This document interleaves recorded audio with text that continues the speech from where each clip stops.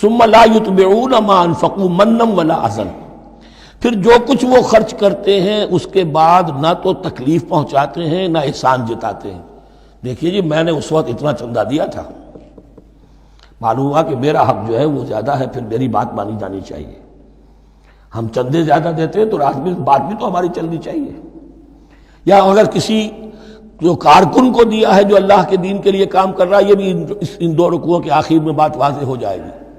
کوئی شخص اللہ کے دین کے کام میں لگا ہوا، آپ اس کو ساتھ تعاون کر رہے ہیں تاکہ وہ اپنی معاش کے اوپر اپنا وقت نہ لگائے، اپنا پورا وقت جو ہے وہ دین کی خدمت میں لگائے۔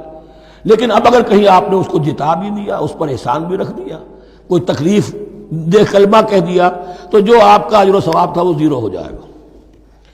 الذین ينفقون اموالهم فی سبیل اللہ ثم لا یتبعون ما انفقوا منا ولا اذى، جو انفاق کرتے ہیں اس کے بعد اس کے پیچھے نہ تو جتلاتے ہیں نہ کوئی اور تکلیف پہنچاتے ہیں۔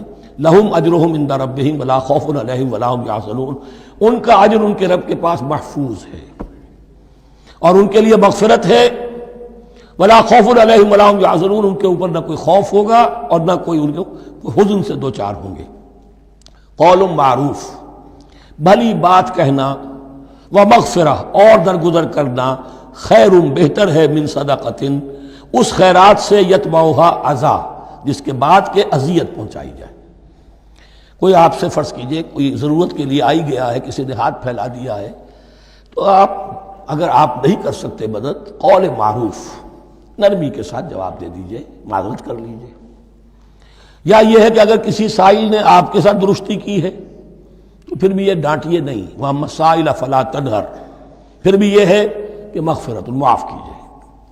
یہ کہیں بہتر ہے اس سے کہ دے تو دیا، خیر من صدقۃ یتبعها اذی، اس کے بعد اسے دو چار جملے بھی سنوا دیے، کوئی اور سلواتیں بھی سنا دی اسے، تو اس کا کوئی فائدہ نہیں ہوا۔ واللہ غنی حلیم، اللہ تعالیٰ غنی ہے اور حلیم ہے۔ یہ کیوں کہا گیا کہ تم اگر کسی کو دے رہے ہو تو اصل میں اللہ کو دے رہے ہو۔ ایک حدیث میں آتا ہے کہ اللہ تعالیٰ اپنے بندے سے شکایت کرے گا، اے میرے بندے تیرے پاس مال تھا، میں نے تجھ سے مال طلب کیا تھا، میں بھوکا تھا، میں نے تجھ سے روٹی مانگی، تو نے مجھے کھلایا نہیں۔ بندہ کہے اللہ تو غنی ہے، تجھے بھوک، تجھے احتیاج، کہ وہ جو میرا بندہ تھا جو بھوکا تھا، اس نے جو مانگا تھا تجھ سے وہ میں ہی تھا، اصل میرا بندہ تھا۔ الخلق عیال اللہ، تجھ سے کھانے کو نہیں دیا تجھے، تو گویا کہ مجھے نہیں دیا۔ اے میرے بندے میں ننگا تھا، میں نے تجھ سے میں چاہا کہ میرا سطر ڈھانپ دے، مجھے کوئی لباس دے دے، لیکن یہ کہ تو نے نہیں دیا۔ یہ اسی طریقے سے تو سمجھ لیجئے کہ اللہ تو غنی ہے، جو دے رہے ہو سمجھ لو کہ اللہ کو دے رہے ہو، اور حلیم ہے، وہ حلم والا ہے، فوراً نہیں پکڑتا تمہیں۔